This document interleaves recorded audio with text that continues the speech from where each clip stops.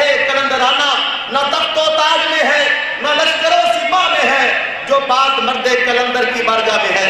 پیر بھائیو، آئیے اپنی توجہات کا مرکز و محور بناتے ہیں اس عظیم ہستی کو جن کے بیان میں علم بھی ہے، معرفت بھی ہے، عشق بھی ہے، سوچ بھی ہے، ساز بھی ہے، جن کا ہر جملہ معرفت سید محمد عبداللہ شاہ قادری، اس میں سید محمد نواز شاہ قادری اور سوز سید محمد ظفر علی شاہ قادری رحمت اللہ علیہ اجمعین کا مدد ہے۔ میری مراد پیکر حسن و جمال، منبع علم و حکمت، شہباز خطابت، پیر طریقت حضرت پیر سید محمد فراز شاہ قادری مشاہدی رحمت برکات العالیہ، پرنسپل حفظ و رحمان اسلامی اکادمی دربار عالیہ سید محمد عبداللہ شاہ قادری مشاہدی رحمت اللہ تعالیٰ، موضع قلب بخش شریف تحصیل کمالیہ ضلع ڈوبہ، آپ سے گزارش ہے کہ مسند خطابت کو رونق بخشے اور ہماری لوگوں کی شریعت و طریقت اور معرفت و روحانیت کی محض سے آپ جاری فرمائیں۔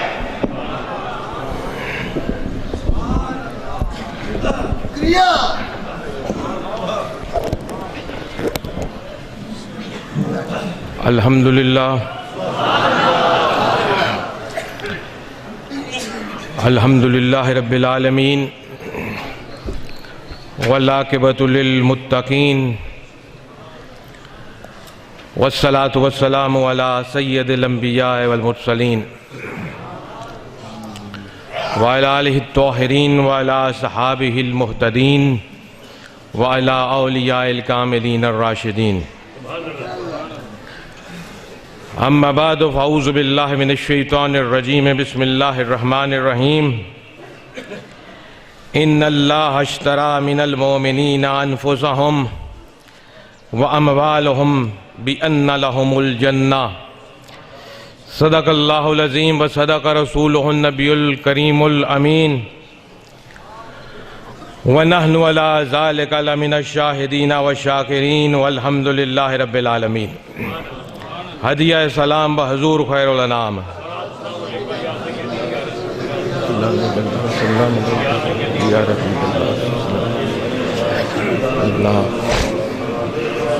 مسلمان بھائیوں اور میرے پیر بھائیوں، آج کی اس بابرکت ختم پاک کی محفل کے اندر آپ کے ساتھ تقریباً 20-25 منٹ چند باتیں کرنے کے لیے اللہ رب العالمین کے کلام اور زبان محبوب رب العالمین کا سہارا لیا ہے۔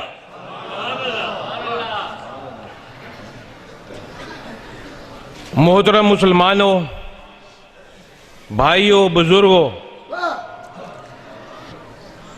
اللہ سبحانہ و تعالی تمام کائنات اور اس کائنات میں بسنے والی ہر طرح کی مخلوقات کا خالق ہے۔ صرف خالق ہی نہیں بلکہ ان تمام مخلوقات کو پالنے والا ہے۔ ماں باپ محض ایک وسیلہ ہیں، حقیقتاً پالنے والا اللہ سبحانہ و تعالیٰ کی ذات ہے۔ وہ یتیموں کو بھی پالتا ہے، بے سہاروں کو بھی پالتا ہے، بھوکھوں کو بھی کھلاتا ہے، ننگوں کو بھی پہناتا ہے، انسانوں کو بھی پالتا ہے، جانوروں اور حیوانوں اور پرندوں اور نباتات کو بھی پالتا ہے، کیونکہ وہ رازق ہے۔ تمام مخلوق کا رزق اسی وحدہ لا شریک کے ہاتھ میں ہے۔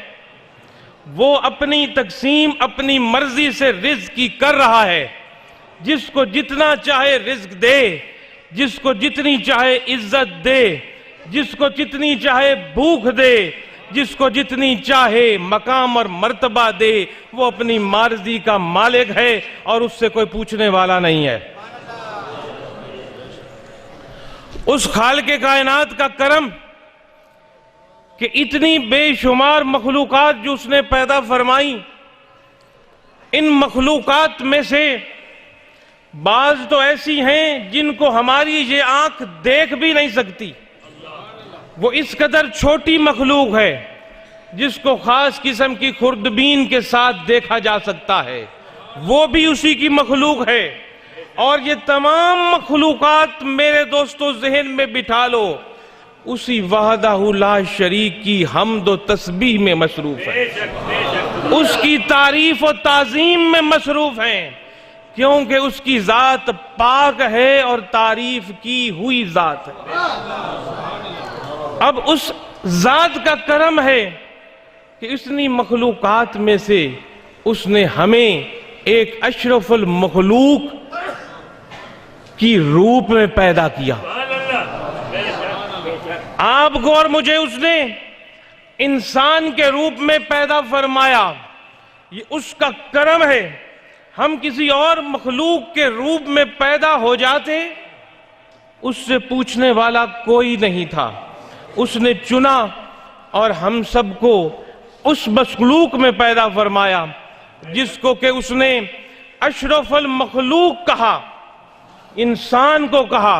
اور اسی انسان کے بارے میں خالق کائنات نے خود قرآن مقدس کے آخری سپارے میں ارشاد فرمایا، جو مجھ سے پہلے مفتی سرور صاحب نے بھی آیت پڑھی، خود خالق کائنات نے فرمایا لَقَدْ خَلَقْنَا الْإِنسَانَ فِي أَحْسَنِ تَقْوِيمٍ۔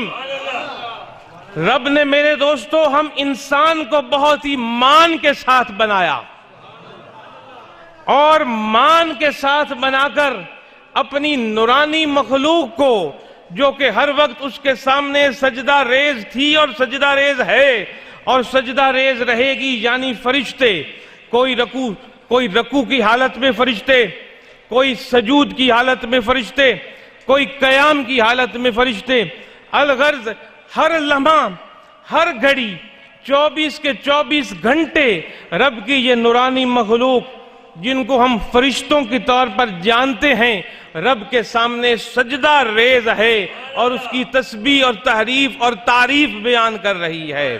اس رب نے اتنا کرم فرمایا کہ وہ مخلوق جو ہر وقت اس کی تسبیح میں اور تعریف میں مشغول ہے، فرشتے، اس مخلوق کو بھی، فرشتوں کو بھی اس انسان کے آگے تعظیماً جھکا دیا۔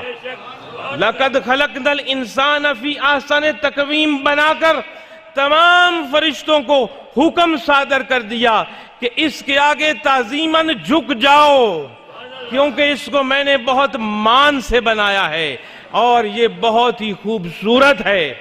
جو آگے نہ جھکا اس کو آپ جانتے ہیں وہ مردود ٹھہرا، ابلیس ٹھہرا، شیطان ٹھہرا اور رب کے قرب سے دور جا گرا۔ یہ رب العالمین نے کرم ہے کہ اس نے انسان کے آگے اس نورانی مخلوق کو بھی جھکا دیا، اس انسان کے آگے جس کی آپ اور میں اولاد ہیں۔ اور خالق کائنات نے ارشاد فرمایا جس انسان کے بارے میں لَقَدْ خَلَقْنَا الْإِنسَانَ فِي أَحْسَنِ تَقْوِيمٍ، کہ اے انسان میں نے تمہیں بہت ہی خوبصورت پیدا فرمایا ہے۔ اور جب رب العزت نے انسان کو خوبصورت بنایا ہے تو اب رب العالمین انسان کو پوری زندگی خوبصورت ہی دیکھنا چاہتا ہے۔ اور وہ خوبصورتی کس چیز کا نام ہے؟ وہ خوبصورتی کیا ہے کہ انسان نے خوبصورت دیکھنا چاہتا ہے؟ میرے دوستوں اور بھائیوں، ایک خوبصورتی ہوتی ہے ظاہر کی خوبصورتی، ایک خوبصورتی ہوتی ہے باطن کی خوبصورتی۔ جو ظاہر کی خوبصورتی ہے اس کو فنا ہے، کیونکہ اور جو باطن کی خوبصورتی ہے اس کو کوئی فنا نہیں ہے۔ جو ظاہری خوبصورت ہے وہ ایک دن بوڑھا ہو جائے گا، اس کی خوبصورتی ختم ہو جائے گی، اور وہی نقش و نگار پھر ایک دن مٹی میں مل کر خاک ہو جائیں گے۔